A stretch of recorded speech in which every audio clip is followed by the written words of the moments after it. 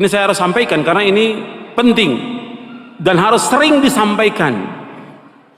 Kita ini beragama Islam, kita bersyukur pada Allah, pijakannya Quran, pegangannya Quran, sunnah Nabi yang sahih menurut pemahaman salafus saleh, itu yang kita pegang. Dalam kita menjalani kehidupan ini, apakah kita berakidah, beribadah, berdoa, atau yang lainnya, semua aktivitas kehidupan kita itu harus kita kembalinya kepada Quran, kepada sunnah. Nah, banyak penyimpangan terjadi karena apa? Disebabkan mereka mengikuti tanpa ilmu. Ini yang terjadi dalam beragama, dalam beribadah, dalam berdoa, ngikuti orang, nggak punya ilmu, nggak punya dalil. Dalam kita beragama harus sumbernya dalil dari Quran. Quran sudah jelaskan semuanya ini. Dalilnya mana? Dalam kita beragama, hujahnya mana? Kita nggak boleh ikut apa yang kita nggak tahu. Nggak boleh kita ikut-ikutan kepada orang kalau kita nggak punya dalil. Nggak boleh dalam Islam. Jadi hujah, dalil, jangan ikut-ikutan. Hatta antum sudah, kan saya sudah ngikuti pemahaman salaf, tetap dalilnya mana? Dalam beribadah, dalil yang kita minta dalil, hujahnya mana? Contohnya mana? Ada nggak keterangannya? Kalau nggak ada, jangan. Bukan kata orang, pendapat ustadz, pendapat guru, nggak bisa kita pegang. Yang kita pegang apa? Dalil. Kembalikan sekarang umat ini kepada dalil. Kembalikan umat kepada Quran. Kembalikan umat kepada sunnah, bukan kepada pendapat kita. Kita sering mendengar ada istilah kembali ke Quran, kembali ke hadis. Ayo kembali ke Quran, ayo kembali ke hadis. Dan itu rata-rata tidak keluar dari guru-guru kita. Rata-rata keluar dari orang-orang di luar NU. Ngomongnya kembali ke Quran, kembali ke hadis. Maka saya pastikan ini adalah ajakan semu, ajakan palsu, propaganda menyesatkan. Wis, labelnya telokan iku ya. Ajakan semu, ajakan palsu, propaganda menyesatkan. Saya pastikan seperti itu. Atau kalimatu haqqin yuradu biha batilun. Kata-katanya sepertinya benar tapi yang dimaksud adalah kesesatan, kebatilan. Ada beberapa alasan. Satu, tak singkat-singkat. Kembali itu kan artinya kalau kita pergi. Ayo balik itu kan artinya kalau kita pergi. Dan kita Nahdlatul Ulama tidak pernah pergi dari Al-Quran. Kalau disuruh kembali, kembali kemana? Wong kita tidak pernah pergi. Satu. Dua, kalau yang dimaksud mereka kembali ke Al-Quran adalah jangan baca kitabnya ulama. Ini kan yang jadi bahan mereka. Itu apa kitab fikih, Fathul Qorib, Fathul Mu'in, Fathul Wahab, gitu. Jangan baca itu bukan Al-Quran. Ayo jangan baca itu, tapi kembali ke Al-Quran. Ya mereka salah total. Kalau yang dimaksud kembali ke Al-Quran adalah meninggalkan kitab-kitabnya ulama. Salah total. Kenapa saya katakan salah total? Karena kitabnya para ulama itu hasil istimbat dari Al-Quran. Hasil proses dari Al-Quran. Matangnya. Kalau mereka nggak pernah baca Fathul Qorib, ya jangan menyalahkan Fathul Qorib. Kalau mereka nggak pernah baca nggak pernah baca Majmu', jangan menyalahkan Majmu'. Kenapa? Karena isinya Majmu', isinya Fathul Qorib itu adalah intisarinya Al-Quran, diambil dari Al-Quran. Salah lagi mereka. Dua, mereka kan ngomong ya. Tiga, mereka ngomong, ayo agama Islam ini agama dalil, bukan agama dongeng. Lu sopo sing dongeng? Siapa yang nggak pakai dalil? Orang NU semuanya malah pakai dalil, cuma dalilnya lewat ulama. Ulama yang menentukan ini benar, ini haram, ini istimbat yang benar. Kalau mereka yang dimaksud agama dalil, lo kita malah lebih pakai dalil. Wong mereka lo paling hafalnya berapa hadis yo? Yaitu yang ngomong Islam agama dalil, Islam agama dongeng itu kira-kira dengan Imam Syafi'i lebih tinggi mana? Imam Syafi'i kira-kira dengan Imam Nawawi lebih tinggi mana? Imam Nawawi Itu nggak ada apa-apanya. Saya ngomong kayak gitu nggak ada apa-apanya. Terus ngomong, ini Islam agama dalil, jangan ngomong sembarangan. Yang diomong Imam Syafi'i lah, kurang ajar. Kita baca kitabnya Imam Syafi'i sama dengan kita baca kitabnya Imam Nawawi. Imam Nawawi apal ratusan hadis. Terus tiba-tiba ada orang ngomong, Nawawi, ojo pakai ngarang, agama ini agama dalil. Ya lucu. Sama dengan anak TK, baru lulus TK, ngomong sama anak yang sudah S2 kayak Pak Rohim. Pak Rohim, agama ini agama dalil. Ya koclok sih ngomong gini. Ya, paham gak awakmu? Ini perbandingannya goblok-goblokannya kayak gini, biar cepat paham. Aku cermet aku iki. Dua, nomor berapa Dalas? Nomor berapa? Nomor 3 ya, nomor 4 ya. Kalau yang dimaksud mereka adalah kembali ke Al-Quran, itu adalah kembali ke terjemah Al-Quran, lebih sesat lagi.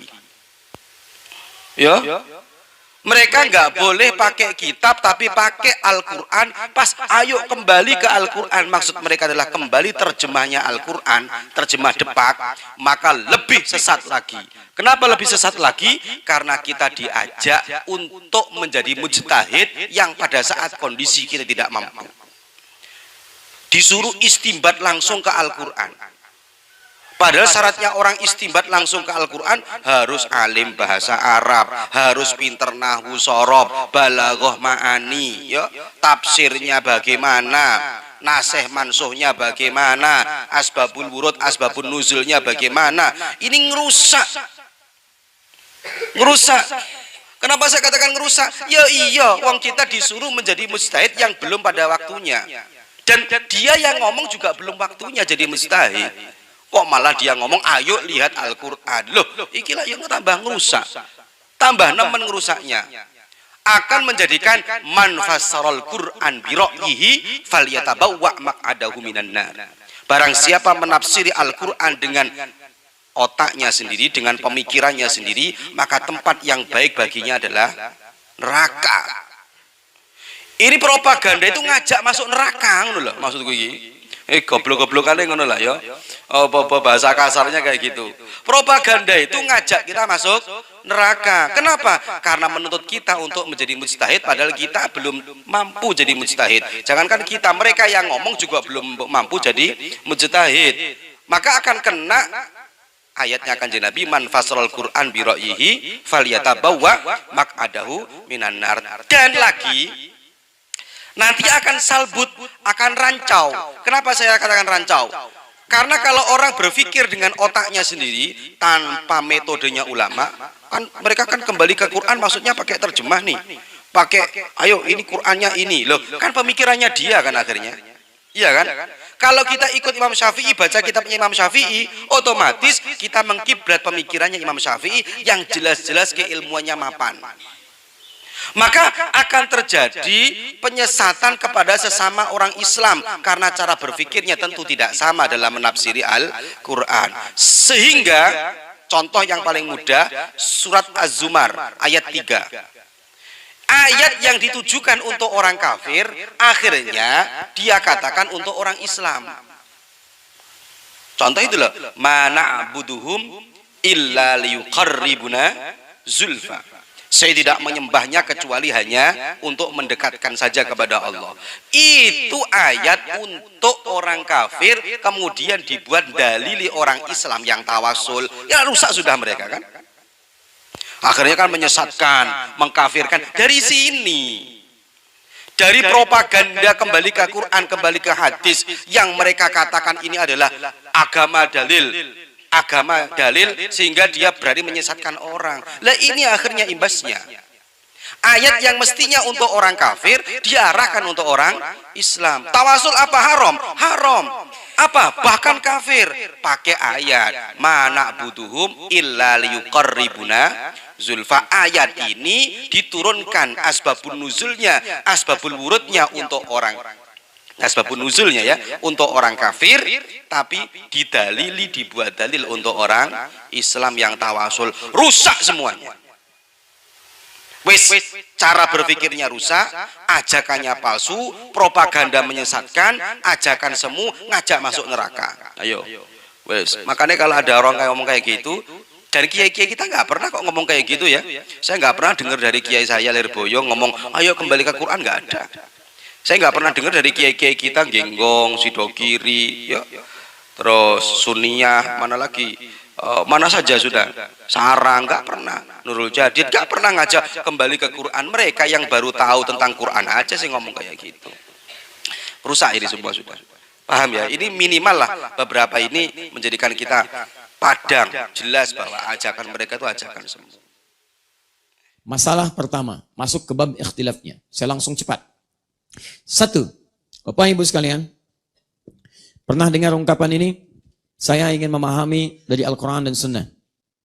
Saya ingin mengambil langsung dari Quran dan Sunnah. Baik, yang paling unik adalah kalimat begini. Jangan mengambil dari madhab, tapi ambil dari Quran dan Sunnah. Jika madhab itu bertentangan dengan Quran dan Sunnah, ambil Quran dan Sunnah. Baik, kalimat ini bagus, cuman sayang. Ya, pemahamannya agak kurang dalam. Agak kurang dalam. Saya emang gak mau ikut madhab, saya pengennya ikut Quran Sunnah aja. Pernah dengar kalimat itu? Baik, saya tidak ingin ikut madhab, saya ingin ikut Quran Sunnah saja. Pertanyaan saya, apa Anda bisa langsung memahami si Quran dan Sunnah itu? Ketika Anda ingin memahaminya, pasti Anda akan melewati jalur di antara 4 yang ini. Lihat rumusan tadi, apa yang disampaikan Nabi ke sahabat, ke tabi'in, ke semua, dihimpun di sini. Ya, jadi kalau Anda ingin mendapatkan referensi ke sini, Anda nggak akan bisa langsung kecuali lewat sini. Ayo saya mau tanya Anda, ketika Anda ingin mengambil sunnah, apakah pernah Anda berjumpa dengan Nabi? Saya pengen langsung dari sunnah saja. Kapan Anda berjumpa Nabi? Mimpi aja belum tentu ketemu Nabi. Ya, ada kok dari Al-Bukhari. Al-Bukhari saja jalurnya lewat sini. Al-Bukhari itu madhabnya Asy-Syafi'i. Asy-Syafi'i belajar beliau. Jadi mengambil referensi dari sini. Bahkan beberapa hadisnya diambil dari Al-Muwatta'nya Imam Malik. Imam Malik menulis kitab Al-Muwatta', kitab hadis pertama. Isinya 100.000 hadis. Dari 1.000 riwayat. Konon dituliskan sebanyak 40 tahun. 40 tahun dituliskan. Disampaikan Al-Muwatta', kitab pendahuluan. Hadis-hadisnya dikumpulkan. Al-Bukhari pun mengambil sebagian dari sini. Jadi Imam Al-Bukhari saja mengambil riwayat dari sini. An-Nasa'i juga sama. Asy-Syafi'i, At-Tirmidzi mengambil dari Asy-Syafi'i. Rata-rata semuanya hampir mengambil dari sini. Bahkan persoalan dari sifat akidah, Imam Abu Hanifah sudah membuat kitab Tauhid pertama dikenal dengan Fikih Akbar. Beliau bukan cuma ahli fikih, tidak hanya ahli hadis, ini termasuk ahli kalam, ahli tauhid. Dan dikenal dengan kecerdasannya dalam nalar akal. Seorang yang pernah menghancurkan dari sejak kecil argumentasi orang liberal di masa lalu. Kalau liberal yang sekarang itu agak terlambat. Bukan cuma agak, tapi sangat terlambat. Dan ketinggalan, dan kemampuannya jauh sekali. Orang liberal dulu itu bisa hafal Quran, hafal hadis. Orang liberal sekarang baca Quran aja belum tentu bisa. Ya. Ada kok di Quran, ya, di surah An-Nur, ayat ke-30. Ayat tentang LGBT. Buka, nggak ada. Buka, nggak ada. Ya. Dan suruh baca aja belum tentu bisa. Ya, liberal dulu itu hafal Quran. Datang, nantang orang se-Irak. Ditantang, siapa yang berani dengan saya ulama? Masya Allah. Debat, gak ada yang bisa jawab. Di antara pertanyaannya, bagaimana Allah berbuat adil dalam memberikan hukuman dan pahala di akhirat nanti? Maksudnya apa? Allah menghukum makhluk termasuk setan, iblis dengan neraka. Neraka diciptakan dari api. Sedangkan setan dibuat dari api juga.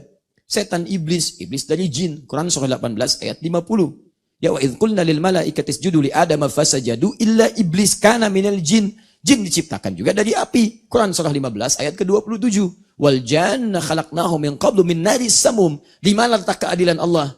Lihat, jin diciptakan, setan iblis dari api. Disiksanya pakai api lagi, ya nggak ada rasanya. Coba lihat, dari api, setan dicipta dari api, dikembalikan ke api, disiksa pakai api, ya itu memang modal dia. Ya, di mana letak keadilan Allah? Susah orang jawab. Abu Hanifah senyum aja. Masya Allah. Coba sini, saya beritahu. Begitu datang, pak ditampar. Kenapa pukul saya? Saya kan minta jawaban, bukan minta pukulan. Sakit. Tunjukkan sakitnya di mana? Di sini. Di pipi. Iya, terbuat dari apa? Kulit. Tangan saya dari apa? Kulit. Kulit dengan kulit bisa sakit. Tangan saya dari kulit, pipi Anda dari kulit. Dan tidak menghilangkan rasa sakit itu. Jangan sampai Anda pahami setiap dengan jenis yang sama bisa terasa sakit. Setan dikembalikan kemana? Ke api dengan api yang berbeda dengan sifat penciptaannya. Maka kalau Anda ingin coba silahkan saja katanya. Ya. Abu Hanifah. Dan ini Bu, Saya syaratkan kepada ibu dan ayah teman-teman sekalian, cobalah bersikap seperti orang tua Abu Hanifah. Ini anaknya pengusaha, anak pedagang, anak tukang kain, kayanya luar biasa. Tapi bukan berarti dengan kekayaan itu menjadikan cukup untuk mendidik anak, dipahami yang penting sudahlah, harta sudah ada. Tidak. Orang tuanya berpedoman, walaupun hidup berkecukupan, anak kita masih dekat dengan Allah Subhanahu wa taala. Secara singkat, dididiklah ini dititipkan pada para ulama. Tapi kisah yang paling indah adalah kisah bagaimana melahirkan seorang Abu Hanifah ini. Ya teman-teman sekalian, ayahnya Abu Hanifah itu luar biasa, saleh, dekat dengan Allah dan sebagainya. Itu kalau terlalu lama lah kalau dibahas. Singkatnya kalau ingin jadi anak yang saleh, maka orang tuanya itu harus jadi soleh terlebih dahulu. Mustahil Anda mengharapkan anak yang soleh kalau orang tuanya tidak soleh terlebih dahulu. Di bagian pertama. Nah, ini Abu Hanifah menyebar kemudian Imam Malik, Imam Syafi'i, Imam Ahmad bin Hanbal. Lihat baik-baik, Anda kalau kemudian ingin belajar Al-Quran dan Sunnah, mustahil kecuali lewat jalur yang di sini. Bagaimana hadis bisa datang? Dari Imam Al-Bukhari. Al-Bukhari lewat mana? Dari Imam Malik, lihat sebagiannya. Dari ahli hadis yang lainnya. Urutkan, kembali sampai sini. Di mazhab itu satu, jangan dipahami sebagai kelompok. Maksudnya kalau saya ikut kelompok Abu Hanifah, saya termasuk kelompoknya Hanafi. Kelompok. Sehingga ketika dipahami kelompok, munculnya fanatis. Fanatisme itu yang dilarang. Fanatisme kalau dipertahankan, itu yang salah. Bahkan imamnya sendiri mengatakan, semua ini kompak. Abu Hanifah, Imam Malik, Asy-Syafi'i, Imam Ahmad. Mereka mengatakan, kalau dari pendapat saya, bertentangan isinya, atau lemah dibanding Al-Quran dan Sunnah, maka tinggalkan pendapat saya, ambil pendapat yang sesuai dengan Al-Quran dan Sunnah. Masing-masing saling memuji, masing-masing saling mengangkat. Tidak ada yang menjatuhkan satu dengan yang lainnya. Anda pernah dengar enggak Imam Abu Hanifah ditahdir oleh Imam Malik? Imam Asy-Syafi'i nahdir Imam Ahmad. Pernah dengar? Enggak ada. Yang lain selalu mengakui, saya mungkin ada kekurangan. Yang lain ada kelebihan. Ambil pendapat orang lain sepanjang lebih. Tinggalkan pendapat saya kalau kurang, tidak sesuai. Dan seterusnya. Jadi teman-teman sekalian, ketika Anda ingin kembali ke sini, maka Anda akan melewati fase ini. Tapi ingat, yang dilarang adalah fanatis yang berlebihan. Jadi kalau pendapat gak sesuai dengan Imam Syafi'i, saya gak mau ambil. Kalau gak sesuai dengan Imam Ahmad, saya gak mau ambil. Padahal nanti dalam fikih ada yang disebut muqaranah. Perbandingan mana yang paling sesuai diterapkan di tempat yang maslahatnya sama. Mungkin satu tempat yang paling maslahat, pendapat Imam Abu Hanifah.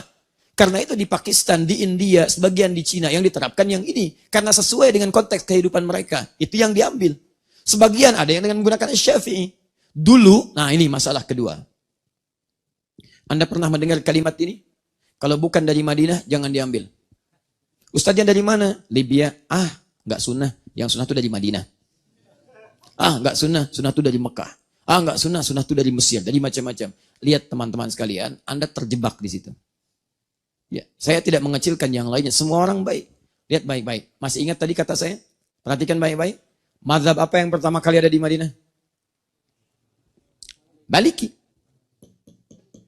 Hidup di Madinah, tumbuh di Madinah, berkembang di Madinah, mengajar di Madinah, sampai wafat di Madinah. Sampai Harun ar-Rasyid, ya rahimahullah, pernah meminta mazhab ini dipraktekkan di dunia. Ayo, jadi pedoman seumat seluruhnya. Ketika beliau jadi khalifah, kata Imam Malik, jangan, karena setiap tempat punya kekhasan yang berbeda. Dipraktekkan di Madinah, semua itu pakai pendapat Imam Malik saat di Madinah. Dalam kekhalifahan Harun ar-Rasyid, dipraktekkan mazhabnya Imam Malik. Jadi Madinah dulu itu pakai pendapatnya Imam Malik. Di antaranya apa ciri khasnya? Misal, kalau salat dia tidak menggunakan basmalah, langsung alhamdulillahirabbil alamin, enggak sir lagi. Tarawihnya bukan 11, bukan 23 lagi, sampai 36, sampai 39 dengan witirnya. Coba lihat, ya yang paling indah misalnya yang kunut, ada kunut, Imam Malik kunut. Malik kunut, cuman kunutnya sebelum ruku, bukan setelah ruku. Dia mengambil hadis yang lain, sebelum ruku di rakaat yang kedua kunut, kunutnya sir. Di ahli Madinah praktekkan itu, dan banyak sekali pendapat-pendapat Maliki dipraktekkan. Cuman ketika penguasa berganti, yang pegang kepemimpinan berganti, dengan kebijakan yang ada, kemudian mereka terapkan mazhab-mazhab sesuai dengan masanya. Misal sekarang, pendapat Imam Malik, mazhab Imam Malik tidak diterapkan di Madinah. Generasi King Saud sekarang menerapkan sesuai dengan maslahat yang mereka pandang, gunakan mazhab Imam Ahmad. Maka jadilah Hambali sekarang. Dulu yang kunut saat subuh, kunutnya sir, sekarang enggak kunut lagi. Ya, menggunakan kunut nazilah, karena menggunakan mazhab Ahmad bin Hanbal. Kemudian misalnya, mohon maaf, dalam persoalan bismillah menggunakan sir. Imam Malik tidak membacanya, Imam Ahmad disirkan, mengambil bagian pertengahannya. Ketika kemudian yang memimpin bagian menerapkan mazhab sesuai dengan maslahat di zamannya, maka itulah yang diberlakukan di masyarakatnya. Jadi jangan Anda simpulkan sekarang, lihat baik-baik. Mazhab Imam Malik tersebarnya Afrika Utara, Libya, Tunisia, Maroko. Mereka mempraktikkan mazhab Imam Malik. Mereka mempraktikkan kebiasaan orang Madinah masa lalu. Karena Imam Malik asalnya dari Madinah. Artinya kalau ada yang lulus dari Libya, lulus dari Maroko, lulus dari Tunis, ngambil ilmu di Aljazair, itulah mazhabnya sebagian dari Imam Malik yang pernah dipraktikkan di Madinah. Sama-sama saja. Sama, cuman kadang-kadang karena tidak belajar, ini pemahaman yang keliru disampaikan di masyarakat. Adalah kemudian orang tidak tahu, dia tidak tahu bahwa dirinya tidak tahu. Orang bodoh, tidak tahu dirinya bodoh, ngajak orang lain bodoh. Ini jadi masalah. Paham ya? Jadi Anda jangan terjebak kalau ada kalimat-kalimat ukurannya sesuai enggak? Kalau ada ukuran Al-Quran, sunnah dengan baik, ajarkan, ajarkan, ajarkan. Yang kekinian itu sesuai dengan penempatan dipandang maslahat. Dulu maslahatnya begini, sekarang kelihatan agak berbeda tipikal masyarakatnya. Maka diterapkanlah hukum sesuai dengan ini. Paham ini? Ada orang mutaakhirin sekarang berkata ikutilah Allah dan Rasulnya, tidak mengakui imam mazhab yang 4, mengikuti imam tersebut. Penjelasannya Pak Ustaz, dia sebenarnya sedang membuat mazhab baru. Jangan kau ikut Maliki, jangan kau ikut Syafi'i, jangan kau ikut Hanafi, jangan kau ikut Hambali. Dan yang kami ikut siapa? Kalau ada yang mengatakan mari kembali ke Quran dan Sunnah, orang Pekanbaru ini, tolong jumpakan sama saya mau nengok dia gimana cara kembali ke Quran dan Sunnah. Ternyata setelah dia ngomong, mari kembali ke Quran dan Sunnah, mari kembali ke Quran dan Sunnah, mari kembali ke Quran dan Sunnah, ujung-ujungnya kembali ke Quran dan Sunnah melalui kitab Syekh Abdul Aziz bin Baz, Syekh Ibnu Utsaimin, Syekh Al-Albani, tetap juga bermazhab dengan guru-gurunya. Yang nggak sanggup kembali ke Quran, langsung megang Quran. Mari kembali ke Quran dan Sunnah. Coba Bapak baca Al-Quran, buka. Kok tahu Bapak artinya? Nih, terjemah Depak. Baca Quran aja masih buka terjemah.